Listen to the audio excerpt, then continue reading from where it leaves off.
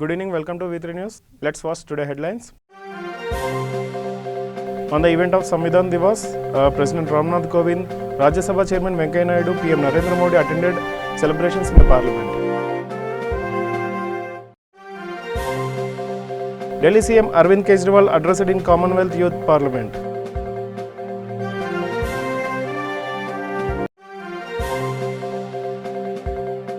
Supreme Court orders floor test in Maharashtra Assembly to be held on November 27 before 5 p.m.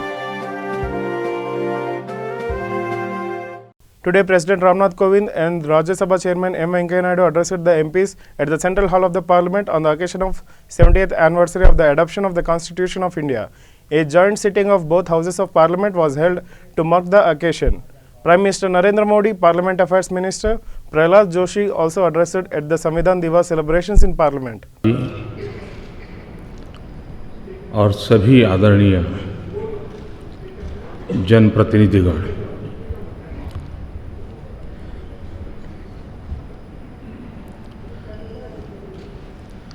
कुछ दिन और कुछ अवसर ऐसे होते हैं जो अतीत के साथ हमारे संबंधों को मजबूती देते हैं, हमें बेहतर भविष्य में और उस दिशा में काम करने के लिए प्रेरित करते हैं। आज ये 26 नवंबर का दिवस ऐतिहासिक दिवस है। 70 साल पहले हमने विधिवत रूप से एक नए रंग रूप के साथ संविधान को अंगीकार किया था।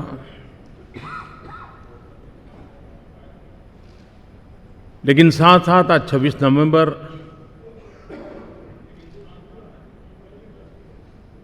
दर्द भी पहुंचाता है, जब भारत की महान उच्च परंपराएं, हजारों साल की सांस्कृतिक विरासत,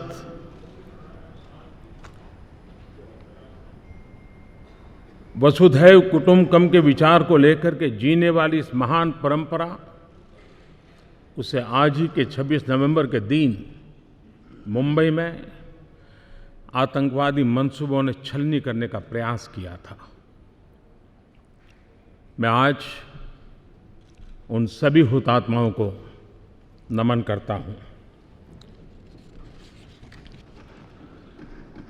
7 दशक पहले इसी सेंट्रल हॉल में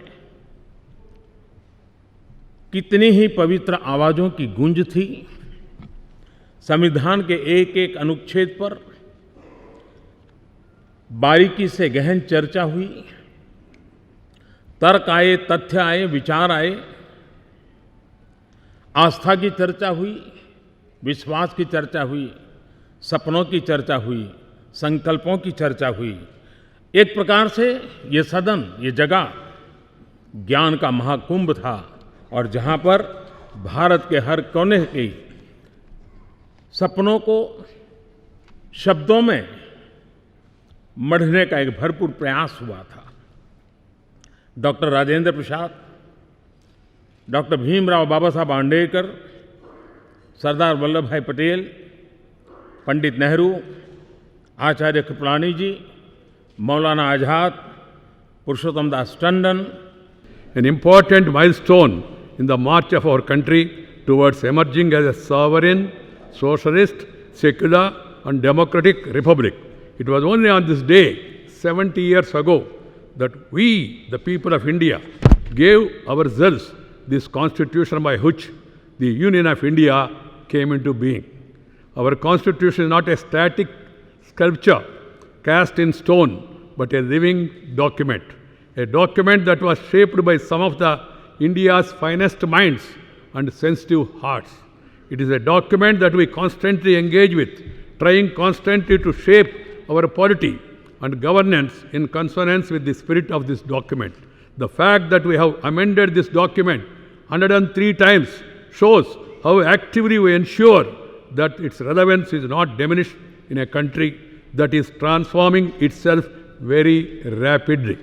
On this occasion, I pay my tributes to the millions of freedom fighters who gave their lives to make us free citizens of independent India, the members of the Constituent Assembly, and in particular, Dr. Baba Saheb Ambedkar for giving us this constitution, the longest written constitution in the world. Central hall में संविधान सभा के सदस्यों के माध्यम से हम भारत के लोगों ने संविधान को अंगीकृत, अधिनियमित और आत्मार्पित किया था। सन 2015 में बाबा साहब डॉक्टर भीमराव अंबेडकर के 125वीं जयंती वर्ष के दौरान भारत सरकार ने 26 नवंबर के दिन को प्रतिवर्ष संविधान दिवस के रूप में मनाने का निर्णय लिया।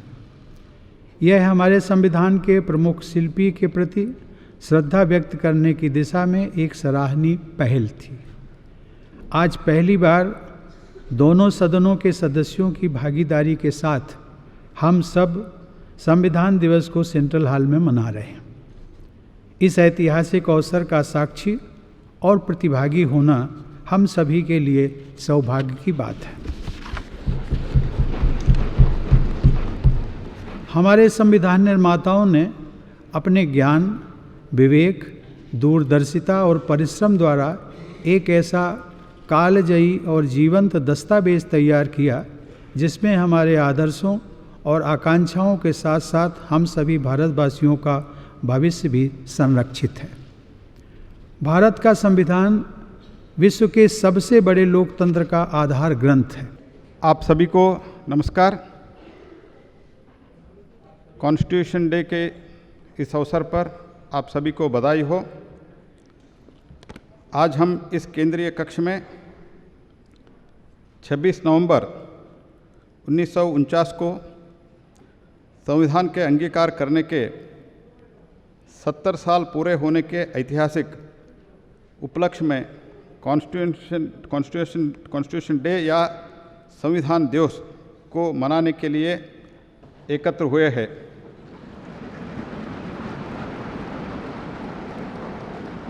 देश के जनता और संविधान के कारण हम सब इस पवित्र संसद में उपस्थित है।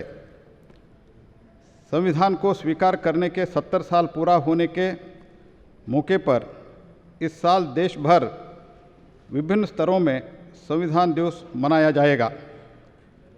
संविधान निर्माताओं ने भारतीय समाज को मौलिक अधिकार, प्रत्यक्ष सिद्धांत और मौलिक कर्तव्यों के बल पर निर्माण करने की संकल्प लेते हुए संविधान का रचना की।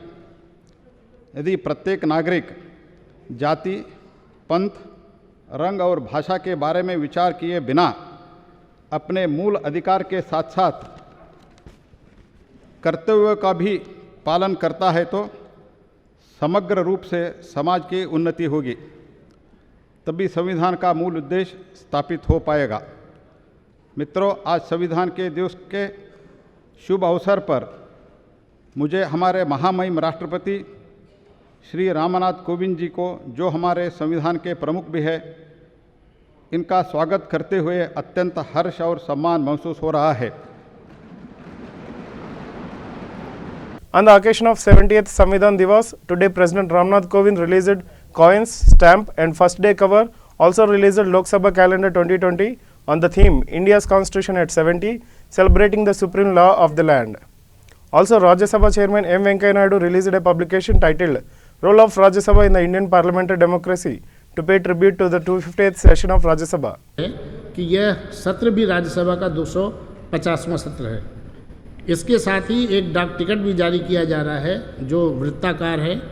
डाक टिकट के वृत्त के चारों ओर संसद भवन के स्थापत्य को दर्शित किया गया है और वह इसके मध्य में संसद भवन का चित्र अंकित है, जो इस तथ्य को दोहराता है कि राज्यसभा संसदीय प्रजातंत्र का एक सशक्त स्तंभ है। इसके बारे में एक शॉर्ट वीडियो क्लिप प्रस्तुत है।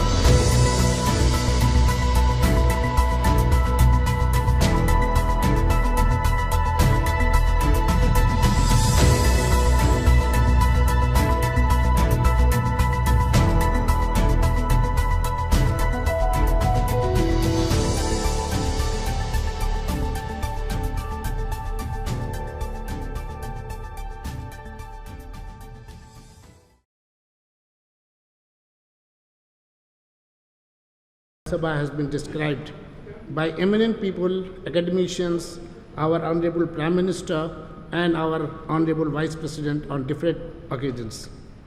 इस गौरवशाली संस्था के वर्तमान 250वें सत्र के अवसर पर आज के इस समारोह में हमने 3 विमोचन कार्यक्रम संक्षिप्त आयोजित किए हैं। इसमें प्रथम है भारतीय संसदीय लोकतंत्र में राज्यसभा की भूमिका, commemorative volume role of Rajya Sabha in Indian parliamentary democracy नामक पुस्तक का प्रकाशन, जिसमें माननीय मंत्रियों, संसद सदस्यों, अन्य विशिष्ट व्यक्तियों, न्यायविदों, शिक्षाविदों एवं प्रतिष्ठित पत्रकारों के लेख संकलित हैं। मैं माननीय उपराष्ट्रपति एवं राज्यसभा के सभापति जी से आग्रह करूंगा कि वे इस पुस्तक का विमोचन करें और इसकी प्रथम प्रति माननीय राष्ट्रपति जी को भेंट करें।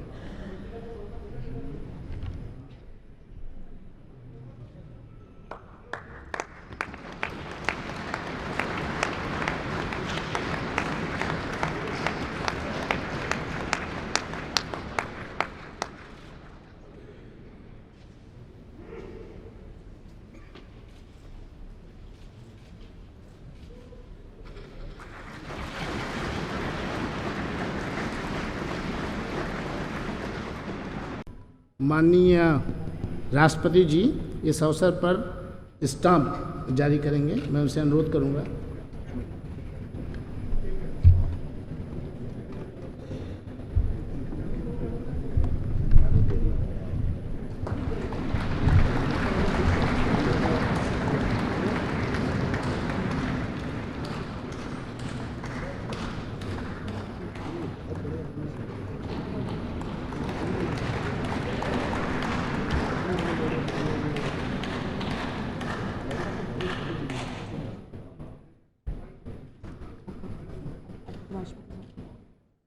CM Arvind Kejriwal attended inaugural event of Commonwealth Youth Parliament hosted by Delhi Assembly.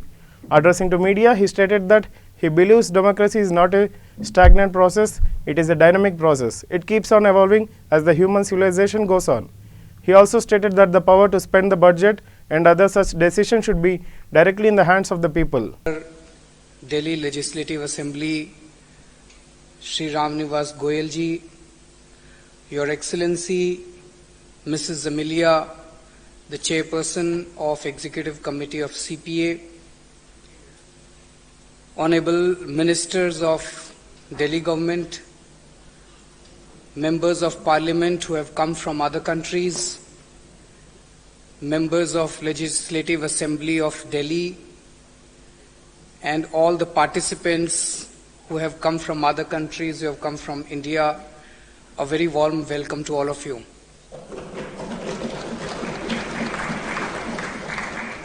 Especially to those who have come from other countries, a very warm welcome to India and a very warm welcome to Delhi. I hope you are having a nice stay in Delhi.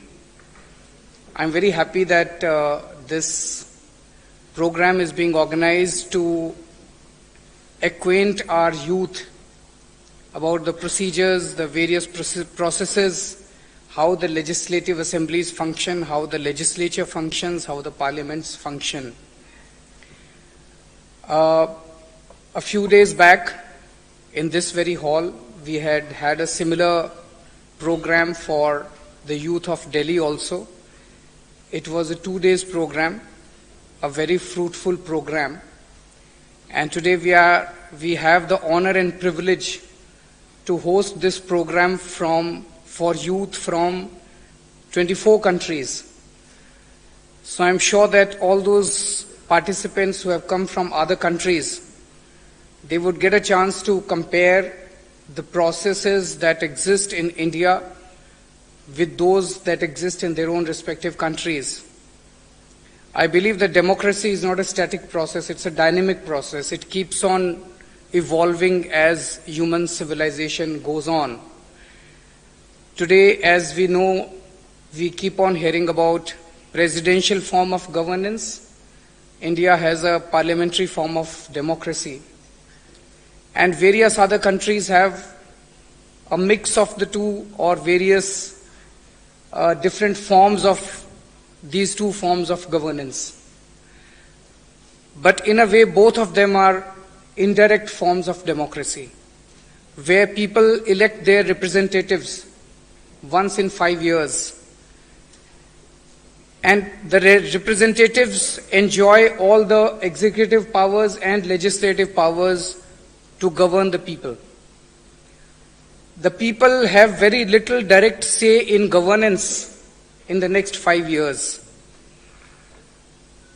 I would like to put this question before you, that when you are attending this in the next 2 or 3 days, do keep this in mind, that can we evolve, can the democracy evolve to a stage where we have some kind of direct form of democracy, where in the next 5 years after electing a representative, can the people have some kind of direct control over their representatives, over the government functions, over the government functionaries, over the government funds?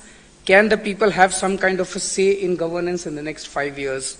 This is one question that keeps bothering me, and this is something that we would like. It will be interesting if you could think about it and let us have our feedback.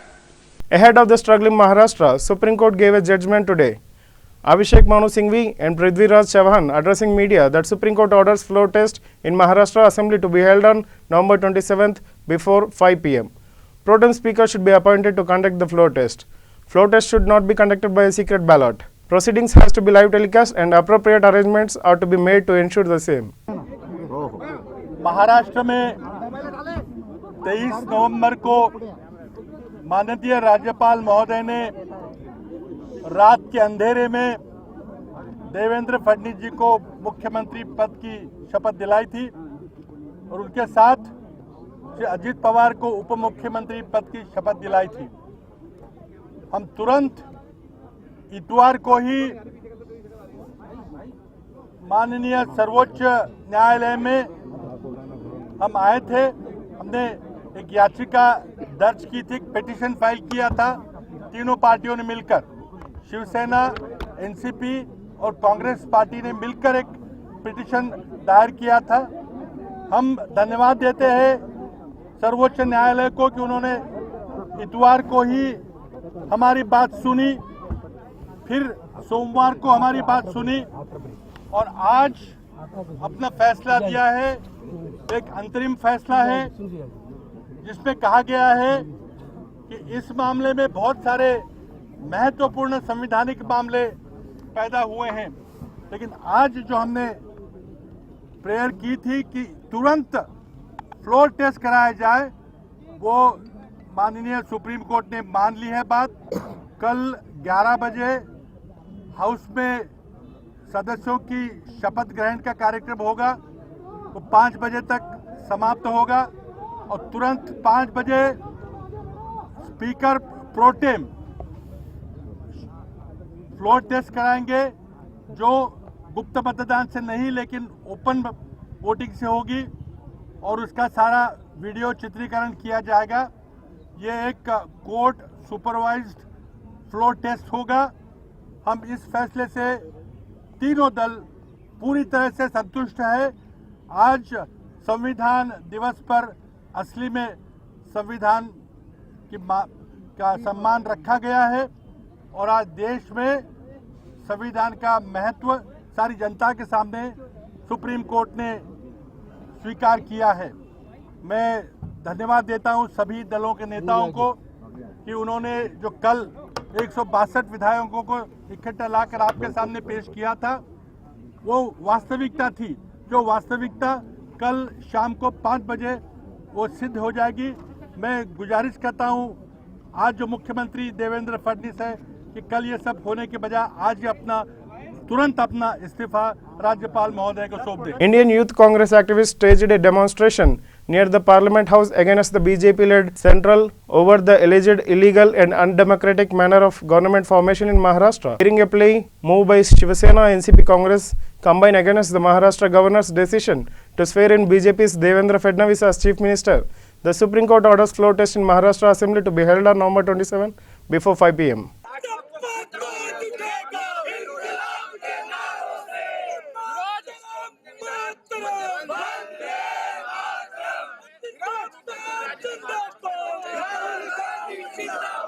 Rahul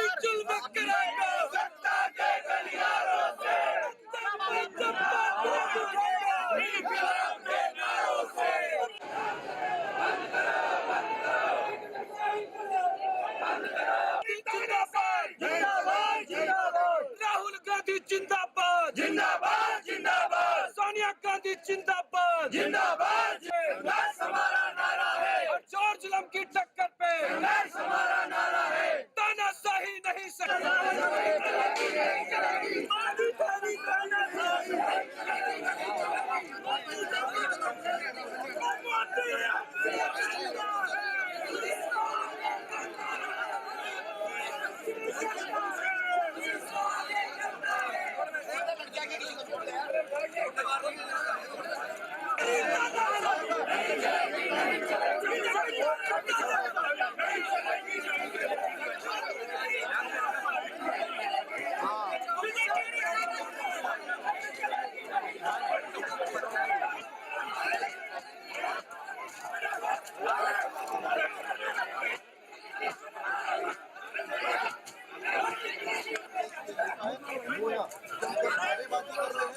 In another twist in Maharashtra, Chief Minister Devendra Fadnavis announced his resignation while addressing a press conference and wishing them all the best, whoever will form the government. He also clearly mentioned that formation will be a very unstable government as there is a huge difference in opinions. With recent alliance of Ajit Pawar with BJP raising hopes in the party on winning of the floor test on November 27.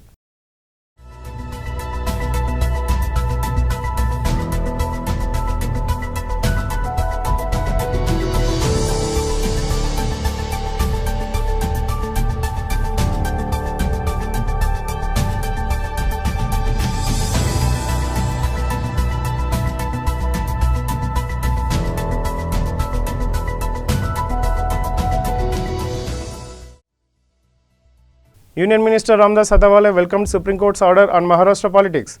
He said that we respect Supreme Court's order of carrying out a floor test tomorrow. NDA doesn't have the majority yet, but they trust Ajit Pawar that he will bring his MLAs.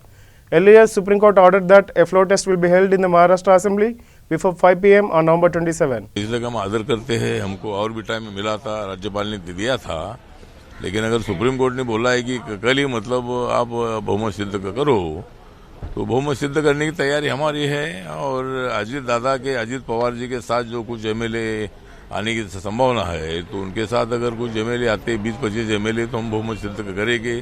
कोई MLA absent भी रह सकते हैं और सरकार BJP की बननी चाहिए। इस मत के राष्ट्रवादी कांग्रेस ने बहुत सारे एमएलए है, तो आज तो पवार साहब के साथ है। एक तो पवार साहब ने भी मतलब एनडीए के साथ आने का निर्णय लेना चाहिए। अगर पवार साहब एनडीए में आते हैं तो फिर हमारे पास 120 एमपी है, उनके 54 एमपी है, तो हमारा जो बहुमत है बहुमत 174 तक जाएगा। तो इसीलिए नहीं, मेरा अभी वो सवाल सीधा सा है कि आपके पास बहुमत कल साबित कीजिएगा नहीं कीजिएगा, क्योंकि कल 5 बजे तक आपको समय है और अगर बहुमत साबित करने फेल होते हैं तो आप अपने वर्ड से पीछे हटने जैसा है। नहीं, अगर बहुमत दावा कर रहे हैं कि बहुमत है आपके साथ। नहीं, बहुमत हमारे साथ अभी तो नहीं है, लेकिन बहुमत होगा। मतलब अजीत पवार जी के भरोसे पर हमने बहुमत सिद्ध करने का प्लानिंग किया था। Amid the ongoing Maharashtra political tussle, Anti-Corruption Bureau has said that incumbent Deputy CM of Maharashtra, Ajit Pawar, name was not found in the 9 complaints over alleged irregularities in awarding of the irrigation contracts. ACB DG Parambir Singh said that no irregularities were found in these 9 inquiries. Ajit Pawar name is not found. In VIDC, as per the orders of the Honorable High Court, in 2 PILs, which were filed in 2012, total 2,654 tenders are being looked into. Out of these, inquiries have been completed about in 212 cases, and after inquiry, FIRs were filed in 24 cases. All these FIRs which were filed are ongoing. None of these FIRs has been closed. Charge sheet has been filed in 5, but investigation is going on in all 24 cases. I repeat, none of the 24 cases has been closed till now. Siddharth Srivastav, a class 7 student, 12-year-old boy, has set a new benchmark by getting selected for the post of a data scientist at a software company in Hyderabad. His biggest inspiration for joining a software company is Tanmay Bakshi, who got a job in Google at a very young age as a developer and is now helping the world to understand how beautiful the artificial intelligence revolution is. And after creating games, my brain went to a long process of thinking of me making one and being a great guru in technology. The reason who inspired me to get this job is Tanmay Bakshi. Because Tanmay Bakshi at a young age, he learned artificial intelligence and cloud system to actually work in Google as a cloud honorer. Ethic layer of smog covered Delhi today. Additionally, the air quality of national capital also took a major hit due to a combination of firecracker emissions, stubble burning and unfavorable conditions in one past month. AQI data of major pollutants in Delhi's Lodi Road area was recorded as PM 2.5 at 215 and PM 10 at 203, where both falls in the poor category.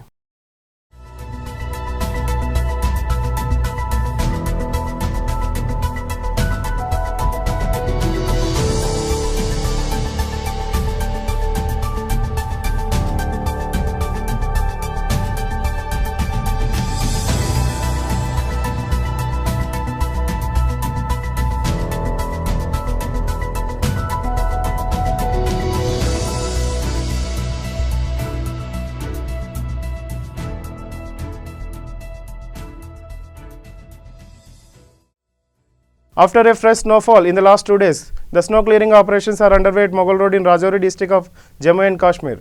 The road has been closed for the last 7 days due to heavy snowfall in Pir Panjal mountain range.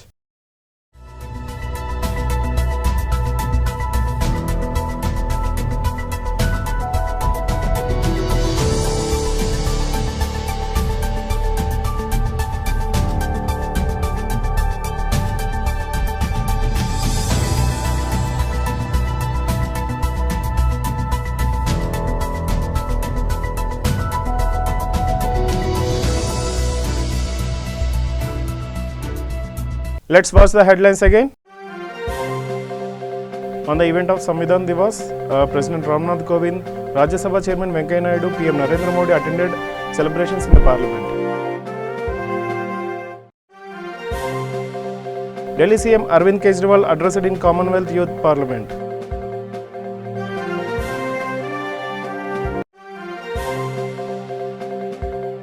Supreme Court orders floor test in Maharashtra Assembly to be held on November 27 before 5 p.m. Thanks for watching V3 News.